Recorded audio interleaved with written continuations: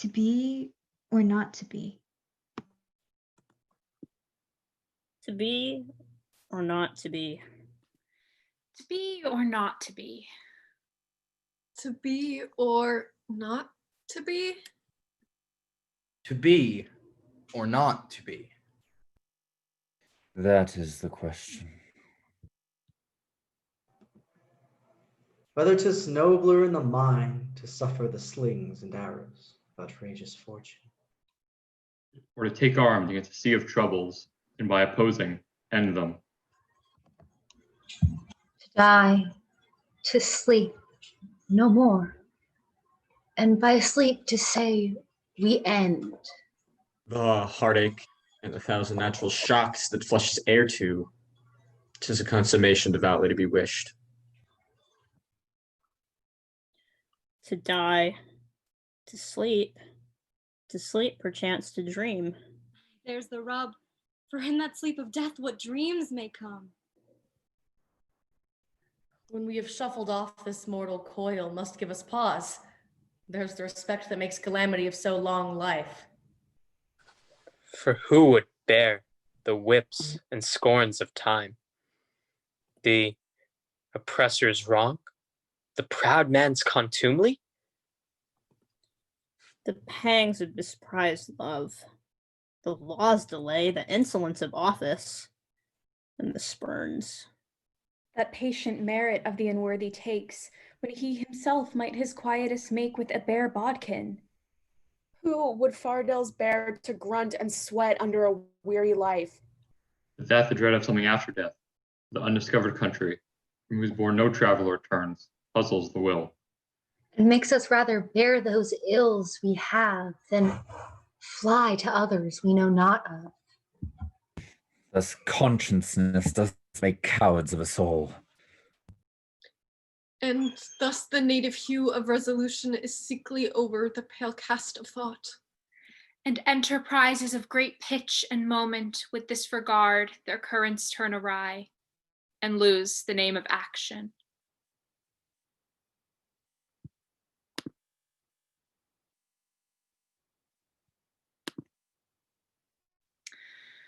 Weary with toil, I haste me to my bed, the dear repose for limbs with travel tired. But then begins a journey in my head to work the mind where body's works expired. For then my thoughts, from far where I abide, intend a zealous pilgrimage to thee, and keeping my drooping eyelids open wide, look upon darkness which the blind do see. Say that thy soul's imaginary sight presents thy shadow to my sightless view, which, like a jewel hung in ghastly night, makes black night beauteous and her old face new. Lo, thus by day my limbs, by night my mind, for thee and for myself no quiet find.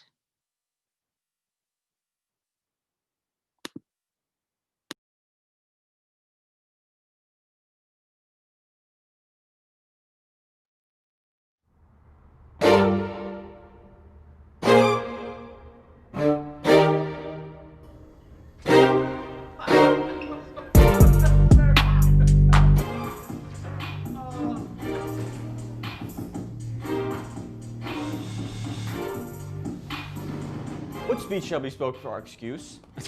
Or shall we on without apology? The date, Romeo, is out of such prolixity. They'll measure us by what they will, and then we'll measure them by a measure, and we'll be gone. A torch for me. I'm not for this ambling. Being but heavy, I will bear the light. Nay, gentle Romeo, we must have you dance. Not I, believe me. You have dancing shoes with nimble soles. I have a soul of lead, which so stakes me to the ground I cannot move. You are a lover. Borrow Cupid's wings and soar with them above a common bound. I am to soar and pierce with his shaft to soar with his light feathers. And so bound, I cannot bound a pitch above dull woe. Under love's heavy burden do I sink. And to sink in it, so burdened by love, too great oppression for a tender thing. Is love a tender thing, though? It's too rough, too rude, too boisterous, and it pricks like thorns. If love be rough with you, be rough, with love. Prick love for pricking, and you beat love down. Give me a mask to put my visage in. A visor for a visor. What care I, what curious eye doth court deformities? Here are the beetle brows shall blush for me. Come, knock, and no sooner that will be there than all the men will betake to their legs. A torch for me. Let wantons light of heart tickle the senseless rushes with their heels. For I am proverbed with a grandsire phrase. I'll be a candle holder and look on. The game was ne'er so fair, and I am done. Tut! Done's the mouse, the constable's own word. If thou art done, we will draw you from the mire of this, save your reverence, love, in which thou stickest up to the ears. Come, we burn daylight. Ho! Nay, that's not so. I mean, in delay, we waste our lights in vain like lights by day. Take our good word, for our judgment sits 5 times in that air, once in our 5 wits. Oh, and we mean well in going to this mask. But 'tis not wit to go.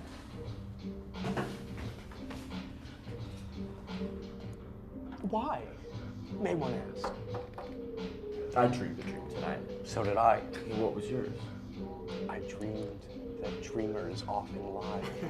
In bed. Asleep. But I do dream things true. Oh, I see. Queen Mab hath been with you. Queen Mab?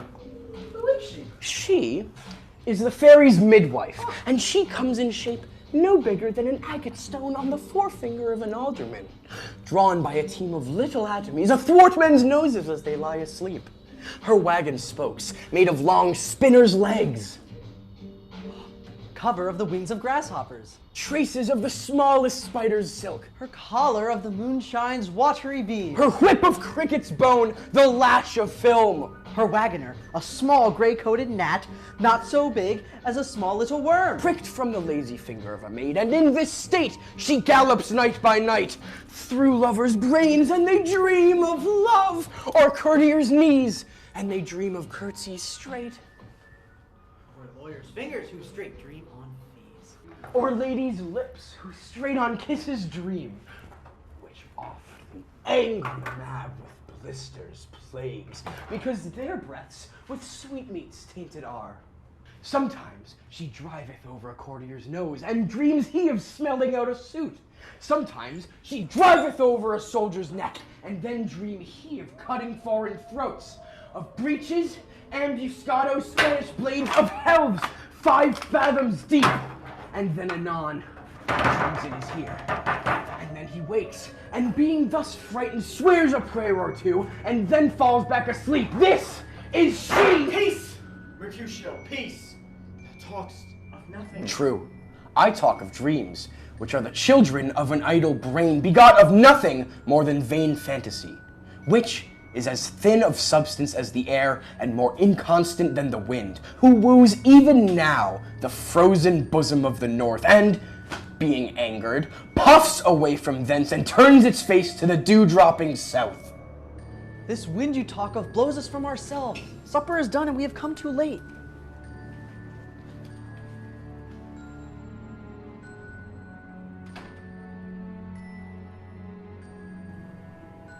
I fear too early. For my mind misgives some consequence, yet hanging in the stars, shall bitterly begin his fearful date with this night's revels, and expire the term of this despised life enclosed within my breast with some vile forfeit of untimely death. But he that hath the steerage of my course, direct my sail. On, lusty gentlemen!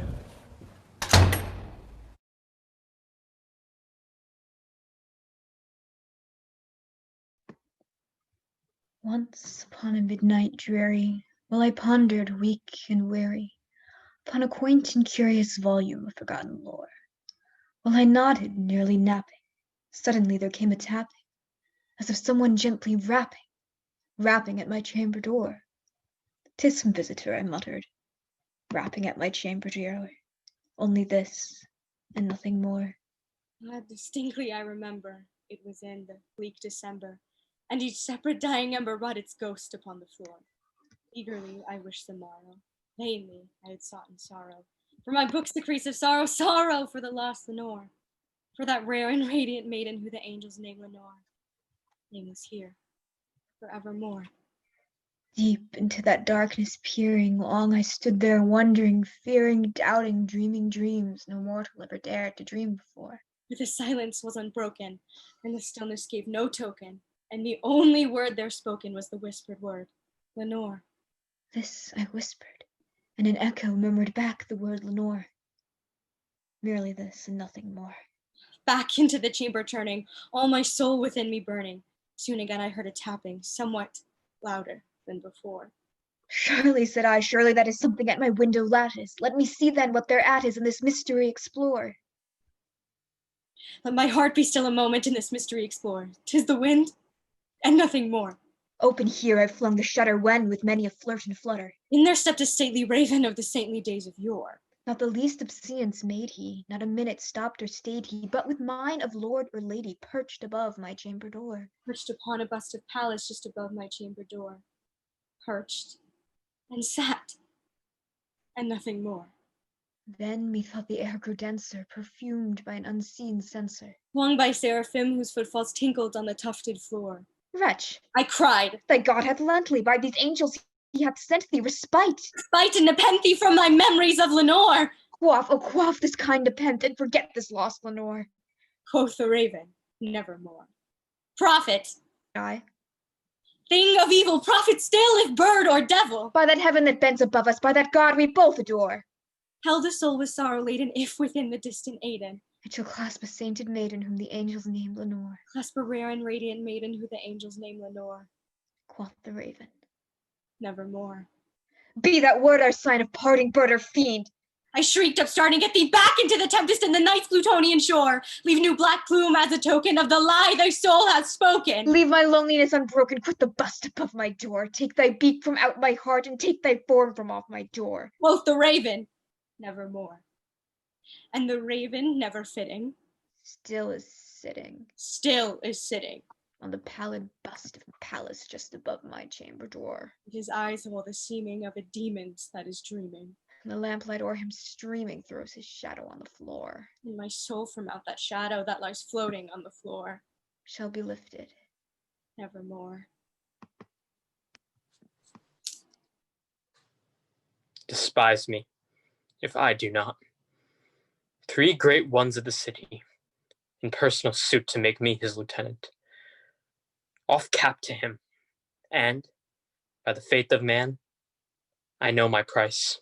I am worth no worse a place, but he, as loving his own pride and purposes, evades them with a bombast circumstance, horribly stuffed with epithets of war, and, in conclusion, non-suits my mediators? For, certes, says he, I have already chose my officer.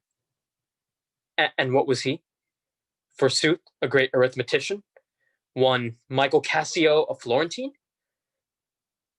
a fellow almost damned in a fair wife, that never set a squadron in the field, nor the division of a battle knows more than a spinster, unless the bookish theoric, wherein the toe councils can propose, as masterly as he, mere prattle without practice is all his soldiership. But he, sir, had the election, and I, of whom his eyes had seen the proof at Rhodes, at Cyprus, and on other grounds, Christian and heathen must be believed and calmed by debitor and creditor? This countercaster, he, in good time, must his lieutenant be. And I, God bless the mark, his morship's ancient.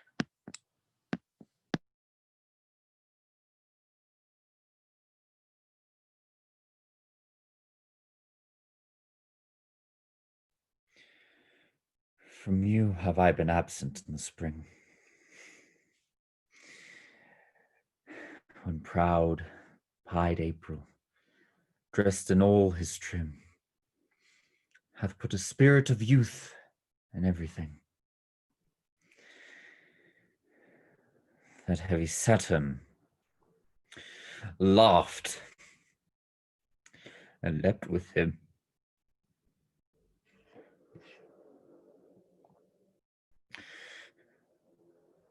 Yet nor the laser birds, nor the sweet smell of different flowers, in odor or in hue, could make me any summer story tell. Or from their proud lap pluck them where they grew.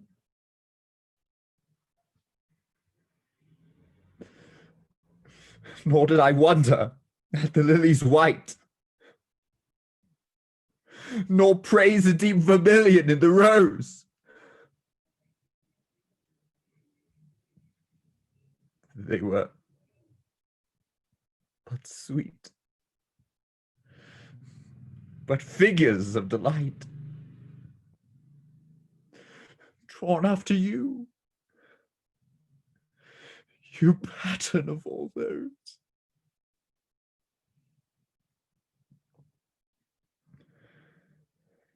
It seemed it winter still, and you away.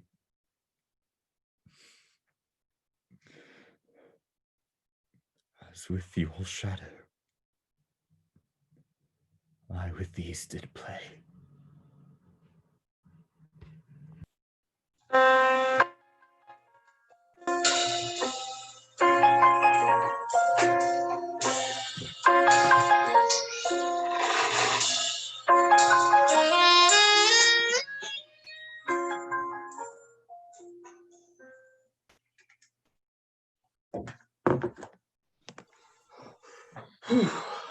Granny isn't. Oh, no. She's much better.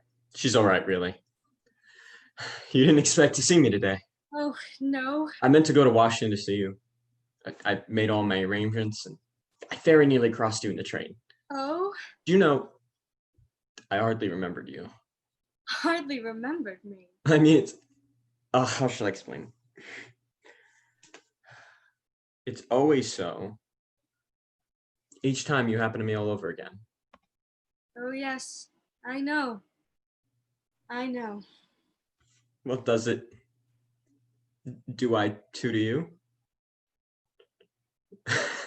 Ellen. What a pretty town car. Is it your wife's? Yes. It was May who sent you to fetch me then. How kind of her. Your husband's secretary. He came to see me the day after we met in Boston. Monsieur Riviere went to see you. Yes, didn't you know? No. And you're not surprised. Why should I be? He told me in Boston that he knew you. He met you in England, I think. Ellen, I must ask you one thing. Yes. I wanted to ask it after I saw him, but I couldn't put it in a letter. It was Riviere who helped you to get away when you left your husband. Yes, I owe him a great debt. I think you're the most honest woman I've ever met. No, but probably one of the least fussy. Call it what you like. You look at things as they are. I've had to. I've had to look at the Gorgon. She hasn't blinded you then. You've seen, she's just an old bogey like all the others. She doesn't blind one, she dries up one's tears. Well, if you're not blind, then you must see this can't last. What can't? Our being together and not together. No. You ought not to have come today. Don't be afraid of me. You needn't squeeze yourself back into your corner like that. A stolen kiss isn't what I want. Don't suppose I don't understand your reasons for not wanting to let this feeling between us dwindle into some ordinary hole-in-corner love affair.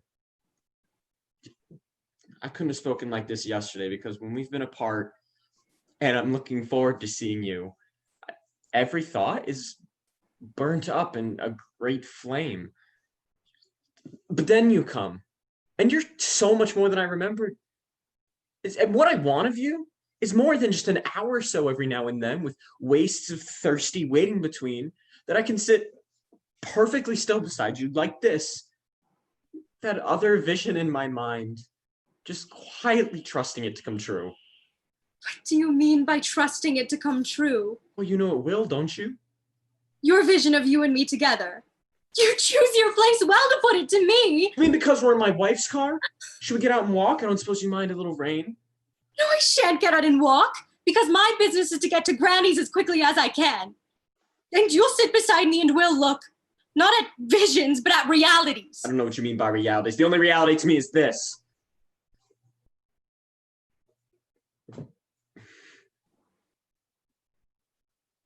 Is it your idea, then, that I should live with you as your mistress, since I can't be your wife? I want somehow to get away with you into a world where words like that, categories like that, won't exist. We should simply be two human beings who love each other, who are the whole of life to each other, and nothing else on earth will matter. My dear, where is that country? Have you ever been there? I know so many who've tried to find it, and believe me, they all got out by mistake at wayside stations in places like Bologna or Pisa or Monte Carlo. And it wasn't at all different from the old world they left, only rather smaller and dingier and more promiscuous. Yes, the Gorgon has dried your tears. Well, she opened my eyes too. It's a delusion to say that she blinds people. What she does is just the contrary. She fastens their eyelids open so that they're never again in blessed darkness. There ought to be a torture like that. Then what exactly is your plan for us? For us? Well, there's no us in that sense. We're near each other only if we stay far from each other. Then we can be ourselves. Otherwise, we're only Newland Archer, the husband of Ellen Olenska's cousin, and Ellen Olenska, the cousin of Newland Archer's wife, trying to be happy behind the backs of people who trust them. I'm beyond that. No, you're not. You've never been beyond. And I have, and I know what it looks like there.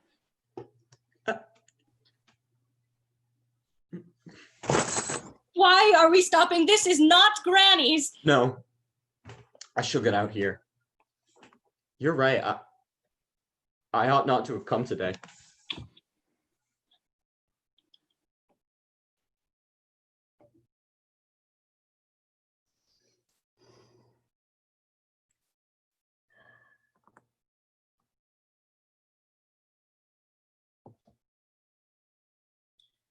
Besides the autumn, poets sing a few prosaic days, a little this side of the snow and that side of the haze. A few incisive mornings, a few ascetic eves. Gone Mr. Bryant's goldenrod and Mr. Thompson's sheaves. Still is the bustle in the brook, sealed of the spicy valve. Mesmeric fingers softly touch the eyes of many elves. Perhaps a squirrel may remain, my sentiments to share. Grant me, O Lord, a sunny mind, thy windy will to bear.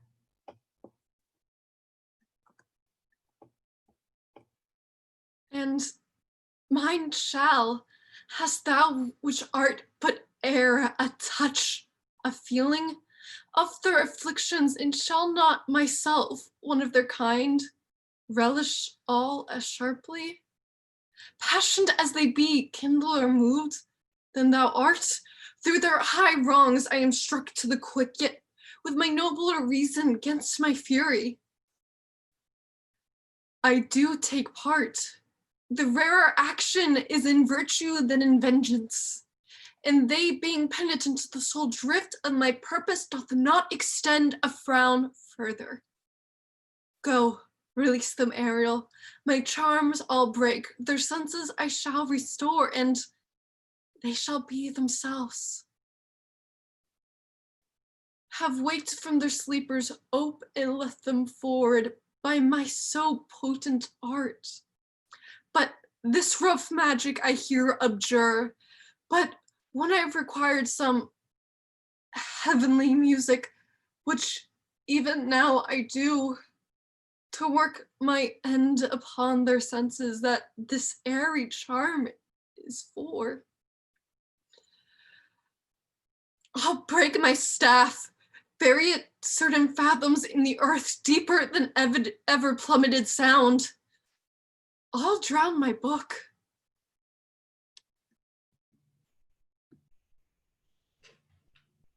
I, Antipholus, look strange and frown.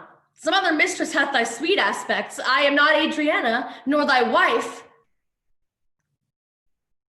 The time was once when thou unurged wouldst vow that never words were music in thine ear, that never touch well welcomed in thy hand, that never meat sweet savored in thy taste unless I spake, or look, or touched, or carved to thee. How comes it now, my husband? Oh, how comes it that thou art then estranged from thyself? Thyself I call it, being strange to me, that undividable, incorporate, and better than thy dear self's better part. I do not turn thyself away from me. For know, my love, as easy mayest thou fall a drop of water in the breaking gulf, and take unmingled thence that drop again without addition of diminishing, as take from me thyself, and not me too.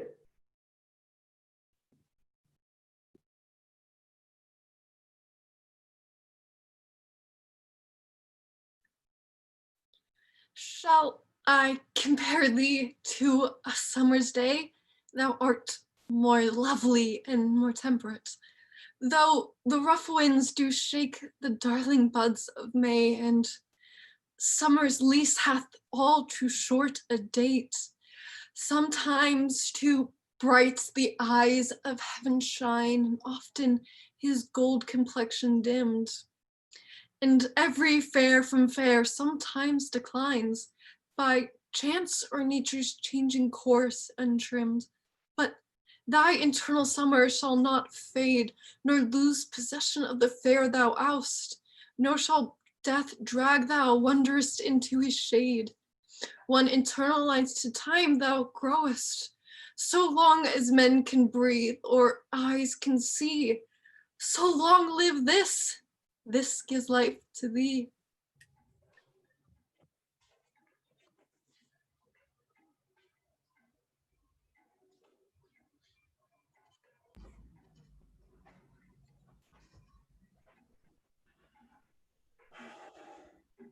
He jested scars I never felt a wound.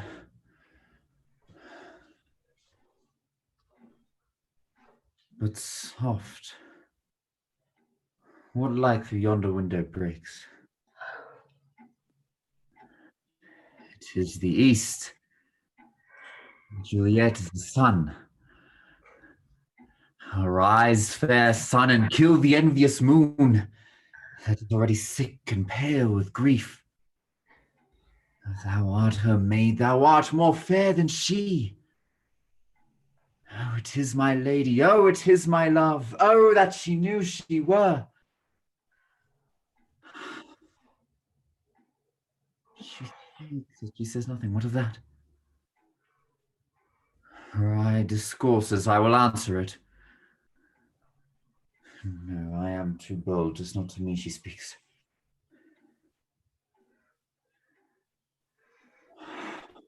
Brightness of her cheek would shame those stars. As daylight doth a lamp her eyes in heaven, throughout the airy region streams so bright, and birds would sing and think it were not night. You see how she leans her hand upon her cheek? Oh, that I were a glove upon that hand, so that I might touch that cheek. Ay me. She speaks, oh, speak again, oh, bright angel. Romeo, Romeo, wherefore art thou Romeo? Deny thy father and refuse thy name, or if thou wilt not, but be sworn my love, and I'll no longer be a Capulet. 'Tis but thy name that is my enemy. Thou art thyself, though not a Montague. I mean, what's in a name? That which we call a rose by any other name would smell as sweet. So Romeo would, were he not Romeo called, retain that dear perfection which he owes without the title. Oh, Romeo, doff thy name, and for that name which means nothing to you, take home myself. I take thee at thy word. Call me but love, and I shall be newly baptized. Henceforth I shall never be Romeo. What man art thou that thus discreeted in night so stumblest on my counsel? By a name.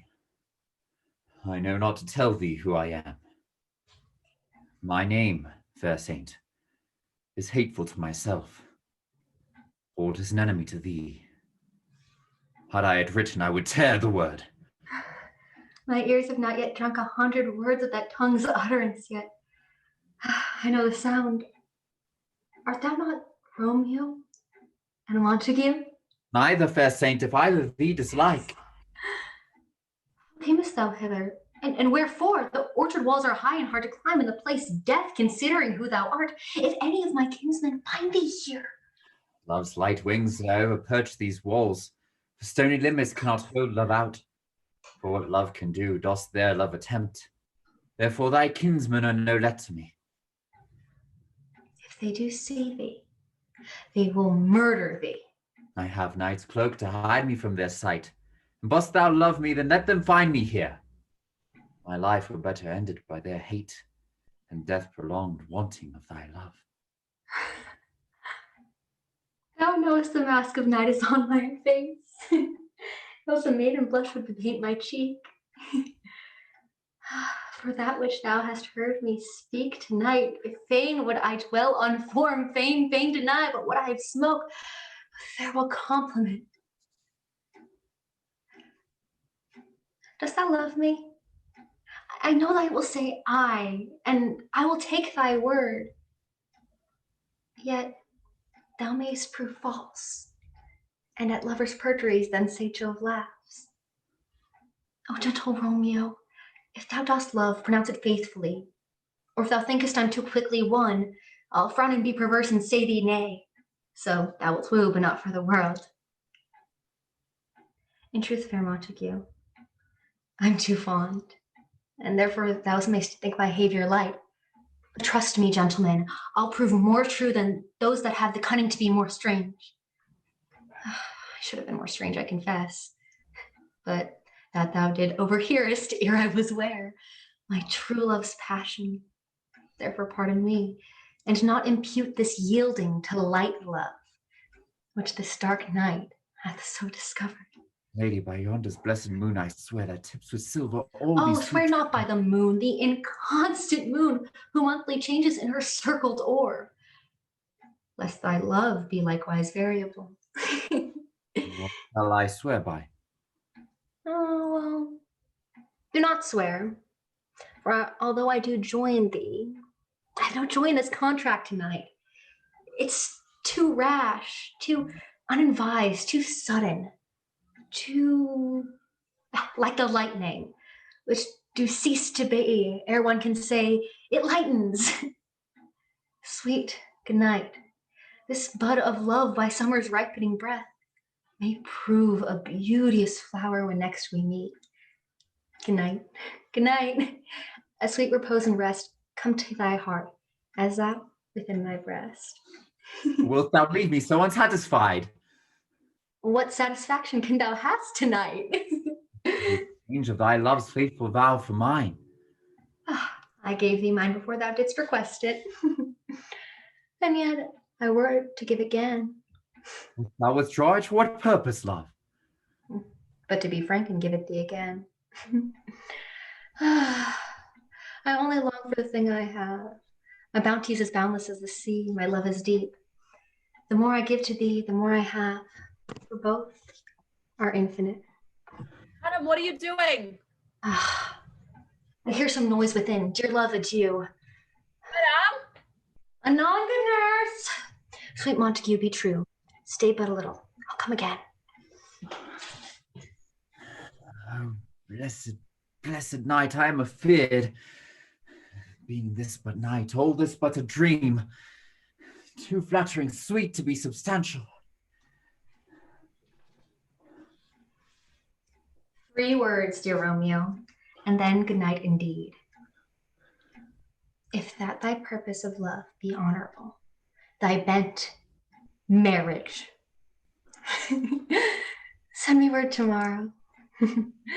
By one then I'll procure to come to thee. Madame! In what time thou wilt come and perform the rite, and all thy fortunes at thy foot I will lay, and then I will follow thee, my lord, throughout the world. Madame! I come anon, but if thou meanst not well, I do beseech thee. Madame! By and by I come.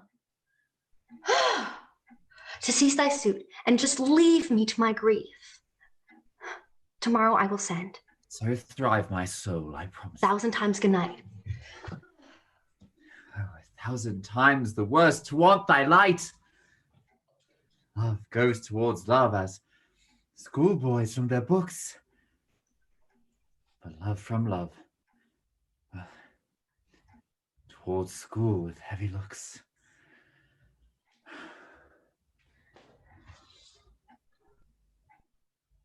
Romeo?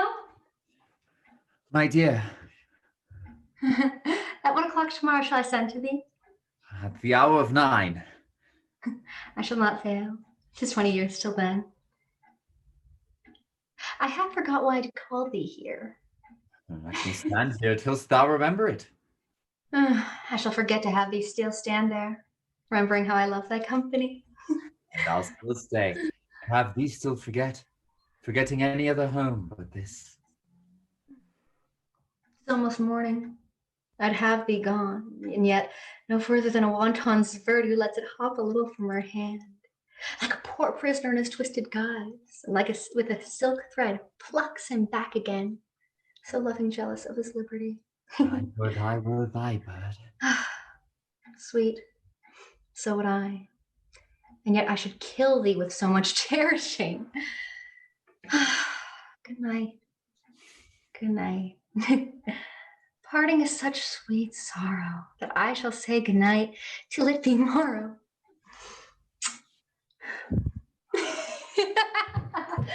Oh my God.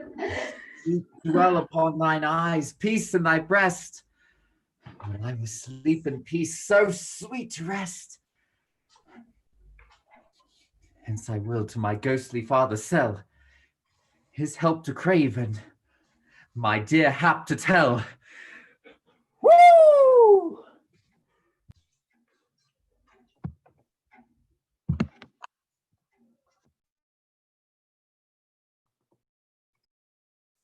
Nay then, do what thou canst. I will not go today. No, nor tomorrow, not till I please myself. Door is open, sir, there lies your way. You may be jogging whilst your boots are green. For me, I'll not be gone till I please myself.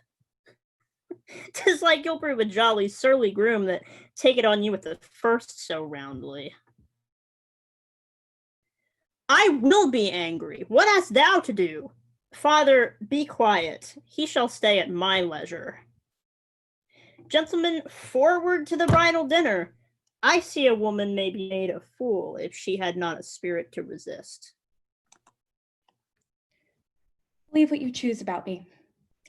I am not worth a moment's sorrow. But don't spoil your beautiful young life on my account. You don't know what it is to fall into the pit, to be despised, mocked, abandoned, to be an outcast, to have the door shut against one, to have to creep in by hideous byways, afraid every moment lest the mask be stripped from one's face, and all the while to hear the laughter, the horrible laughter of the world, a thing more tragic than all the tears the world has ever shed. You don't know what it is. One pays for one's sins, and one pays again, and all one's life one pays. You must never know that. I may have wrecked my own life, but I will not let you wreck yours. You, why, you are a mere girl. You would be lost. You haven't got the kind of brains that enables a woman to get back. You have neither the wit nor the courage. No. Go back, Lady Windermere, to the husband who loves you, whom you love. You have a child, Lady Windermere. Go back to that child who now in pain or in joy may be calling to you. God gave you that child. He will require from you that you make his life fine, that you watch over him. What answer will you make to God if his life is ruined through you? Your husband loves you. He has never strayed for a moment from the love that he has for you. But even if your husband had 1,000 loves, you must stay with your child. Even if he abandoned you, your place is with your child. Think not I love him, though I ask for him. 'Tis but a peevish boy, and yet he talks well. But what care I for words? Yet words do well when he that speaks them pleases those that hear. It is a pretty youth, but not very pretty. But sure, he's proud, and yet his pride becomes him. He'll make a proper man. The best thing in him is his complexion, and faster than his tongue did make offense, his eye did heal it up. He's not very tall, yet for his years he's tall. His leg is but so-so, and yet 'tis well. There was a pretty redness in his lip, a little riper and more lusty red than that mixed in his cheek. 'Twas just the difference betwixt the constant red and mingled damask. There be some women, Silvius, had they marked him in parcels as I did, would have gone too near to fall in love with him. But for my part, I love him not, nor hate him not, and yet I have more reason to hate him than to love him. For what had he to do but chide at me? Now I am remembered, he scorned at me. I marvel why I answered not again. But that's all one. Admittance is no quittance. I'll write to him a very taunting letter, and thou shalt bear it. Wilt thou, Silvius?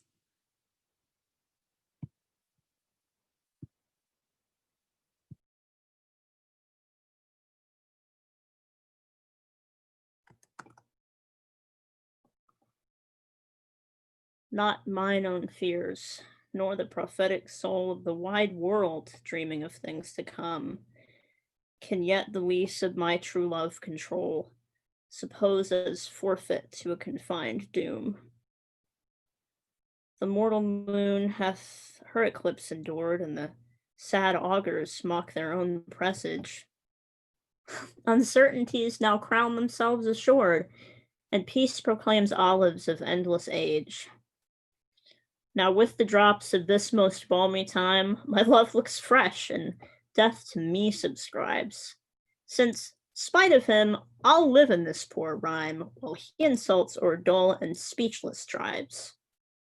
And thou in this shalt find thy monument, when tyrants' crests and tombs of brass are spent.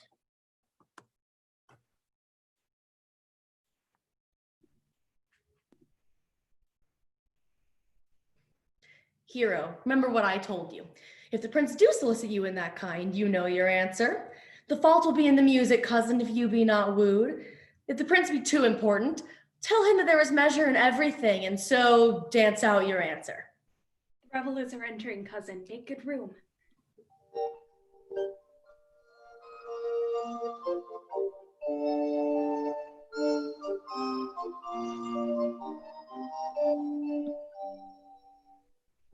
Lady, will you walk about with your friend? So you walk softly, look sweetly, and say nothing. I am yours for the walk, and especially when I walk away. With me in your company. I may say so when I please.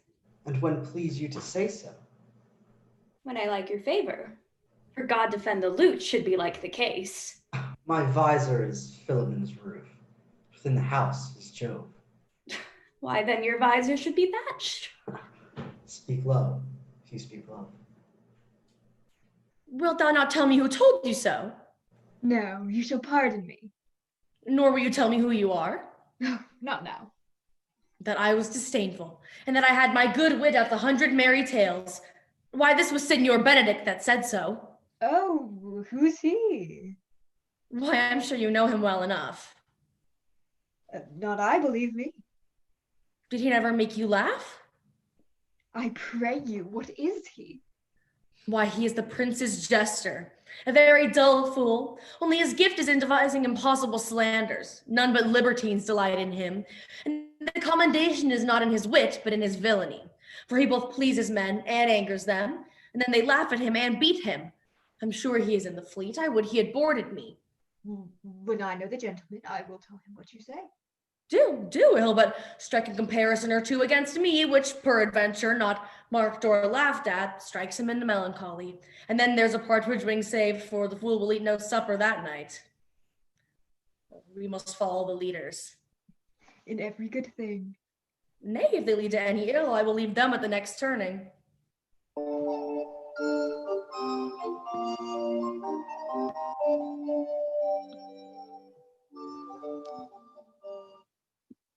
Surely my brother is amorous on Hero and hath withdrawn her father to break them about it.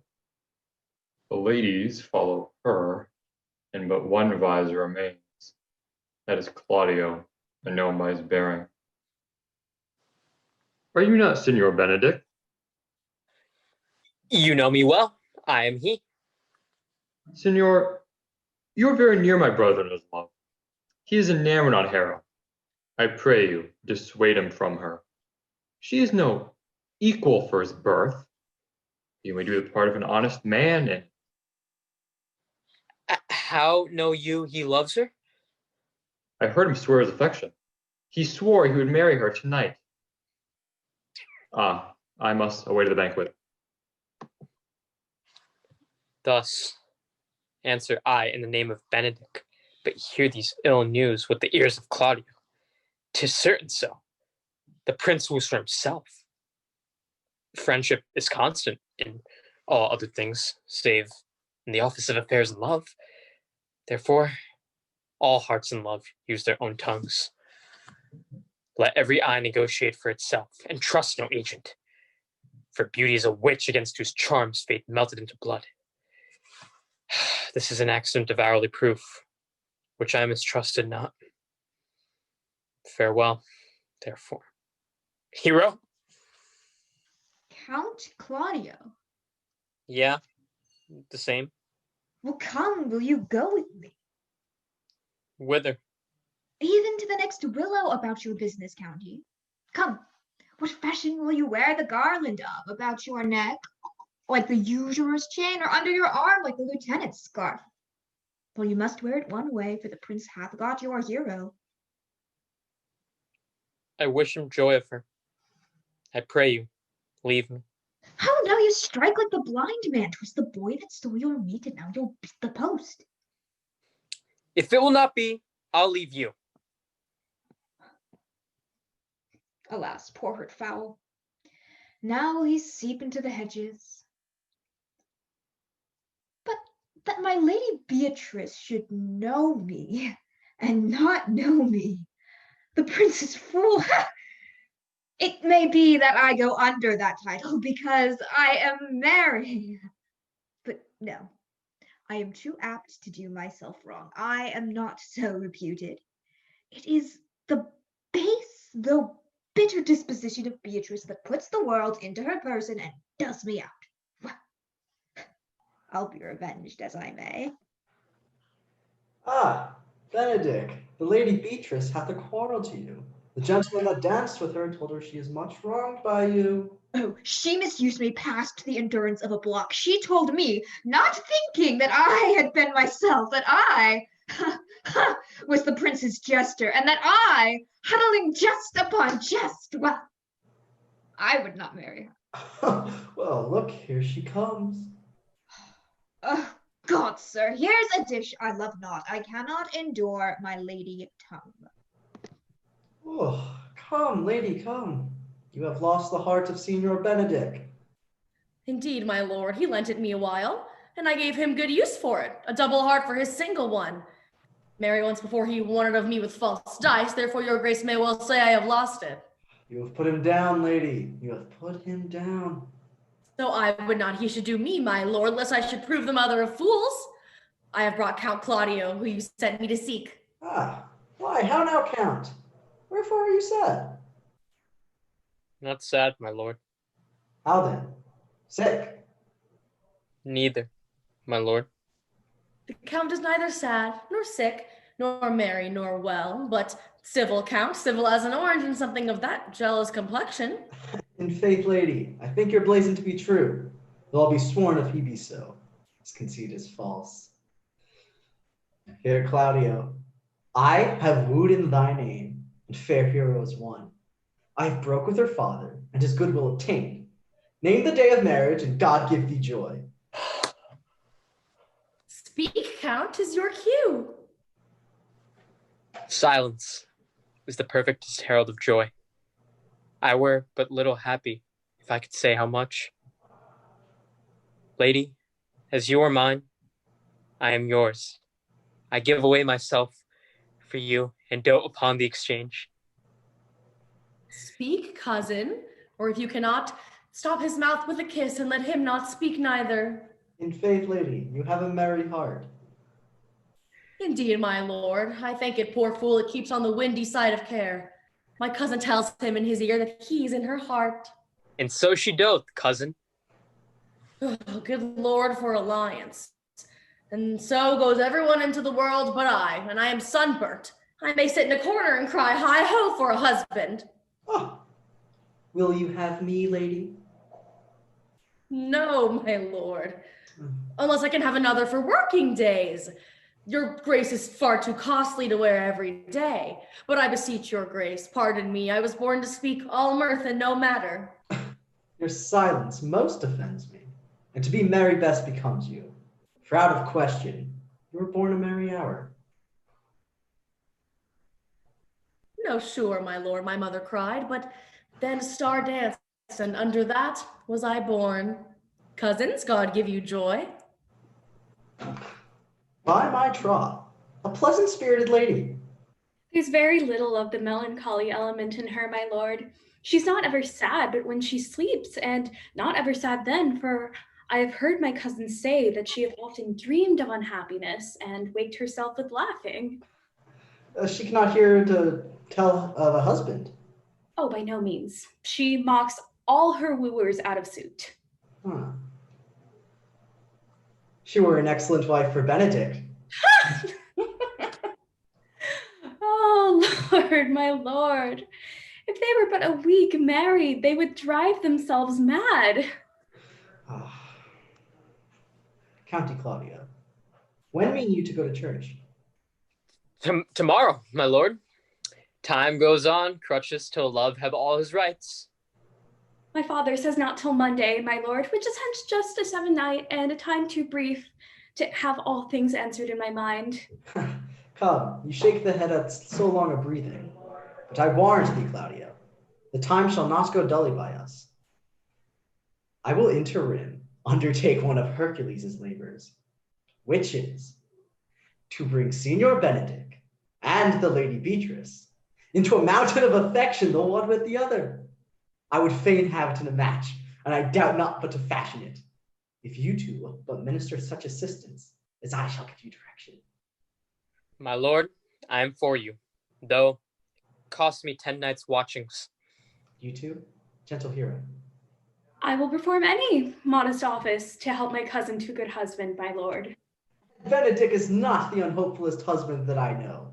Thus far I can praise him. He is of a noble strain, of approved valor and confirmed honesty. I will teach you how to humor your cousin, and she shall fall in love with Benedict, and I, with your two helps, will so practice on Benedict, that in despite of his quick wit and queasy stomach, he shall fall in love with Beatrice. If we can do this, Cupid is no longer an archer. His glory shall be ours, for we are the only love gods. Go in with me. I will tell you my drift.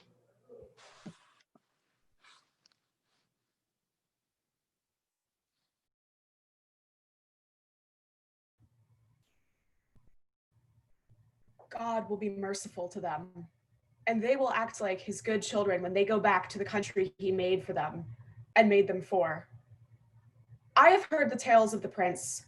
The moment he touched the soil of our country, the devil entered into him and made him a fiend. But at home, in the place made for him by God, he was good. It is always so.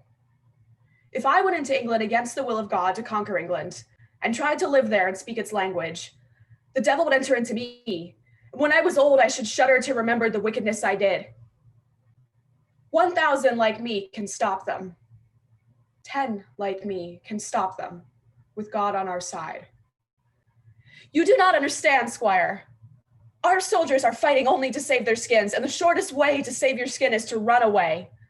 Our knights are thinking only of the money they will make in ransom. It is not kill or be killed with them, but pay or be paid. But I will teach them all to fight, that the will of God may be done in France. And then they will drive the poor goddams before them like sheep. You and Polly will live to see the day when there will not be an English soldier on the soil of France, and there will be but one king. Not the feudal English king, but God's French one.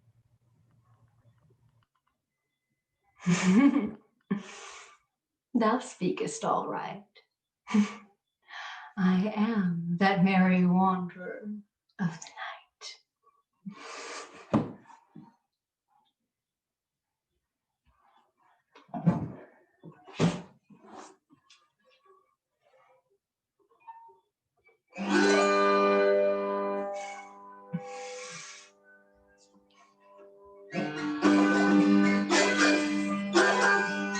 I just overall naked smile when I sat and beat poor seagull, neighing in the likeness of Billy Bull.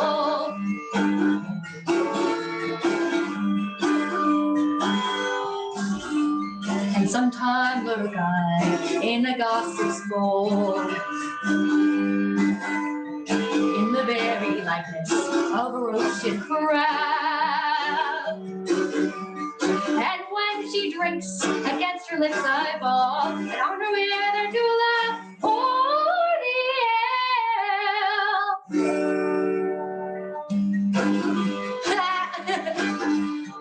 the wisest aunt telling the saddest tale. Sometime for reasons to mistake it me. And the viper falls down trouble sea, and Taylor cries and falls into a cough. And then the one hold their heads and laugh, and waxen in their mirth and knees and swear. And Mariar was never always in there. But Room Fairy, here comes Oberon.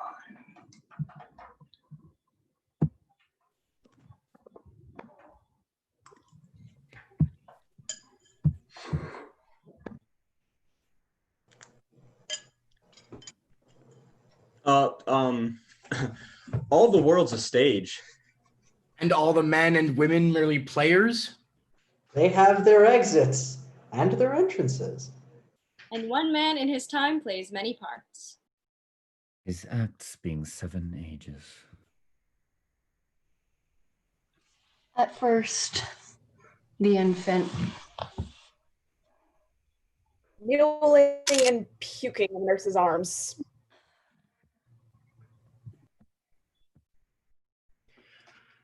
And then the whining schoolboy with his satchel and shining morning face. Creeping like a snail unwillingly to school. And then the lover, sighing like furnace, with woeful ballad made to his mistress's eyebrow. And a soldier, full of strange oaths and bearded like the pard. Jealous in his honor, sudden and quick in quarrel, seeking the bubble's reputation, even in the cannon's mouth. And then the justice, with fair round belly and good cape and line. With eyes severe and beard of formal cut.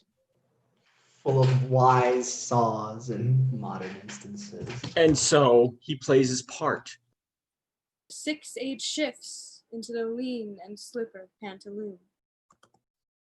With spectacles on nose and pouch on side, his youthful hose well saved a world too wide. For her shrank, and his big manly voice. Turning again towards childish treble, pipes and whistles in his sound. Last scene of all that ends this strange, eventful history. Strange, eventful history. Strange, eventful history. Strange, eventful history. His second childishness and mere oblivion. Sans teeth. Sans eyes. Sans taste. Sans everything.